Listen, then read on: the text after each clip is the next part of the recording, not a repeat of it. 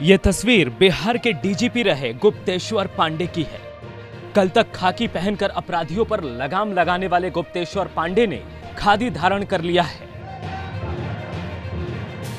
पहले पांडे जी के इस बयान को देखिए। मैं सेवानिवृत्त हो गया हूँ। मैं उनको धन्यवाद करने आया था। मेरी मुलाकात में क्या कोई किस तरह की बात हुई? कोई बात नहीं हुई। क्या चुनाव लड़ रहे हैं? क्या आप चुनाव लड़ रहे हैं? मैं अभी तय नहीं किया हूँ, तय करूंगा तो नाना करते पांडे जी को आखिरकार प्यार हो ही गया। खाकी खूंटी पर टांगकर खादी पहनने की ये तस्वीरें बिहार की राजधानी पटना से आई है, जहां पूरे लाव लश्कर के साथ पांडे जी ने सियासत की बाहों में खुद को सरेंडर कर दिया। अभिनेता सुशांत सिंह राजपूत की मौत मामले के बाद से ही सुर्खियों में रहने वाले गुप्तेश्वर पांडे ने अपनी नई पारी का आगाज तो कर दिया, लेकिन विवादों से बच नहीं पाए।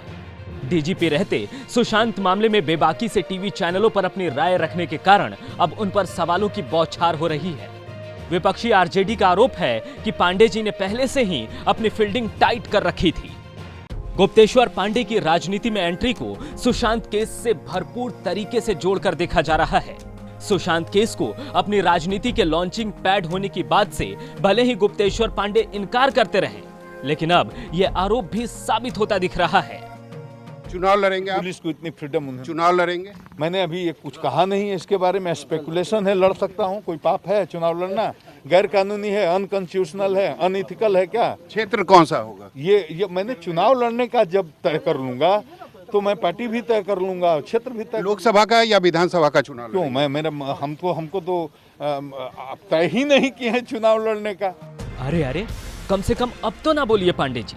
चलिए बताइए, इसके पहले आपने 2009 में चुनाव लड़ने के लिए वीआरएस के लिए आवेदन दिया था कि नहीं? आपको बक्सर से चुनाव लड़ना था कि नहीं? खैर पांडे जी, आप बताएं या ना बताएं, आपकी 2009 की कहानी और आज की कहानी दोनों सामने है। अंदाजा तो तभी हो गया था जब आप बता भी नहीं रहे थे और अपनी खुशी छुपा भी नहीं पा रहे थे। आपको तो याद ही होगा जब पांडे जी ये भी गुप्त नहीं रख पाए कि सीएम नीतीश कुमार ने उन्हें पोस्टर बॉय बनने की सलाह दी थी। खैर मजाक अपनी जगह, बात सियासत की है तो यहाँ सब जायज है। गुप्तेश्वर पांडे जदयू में शामिल हो चुके हैं।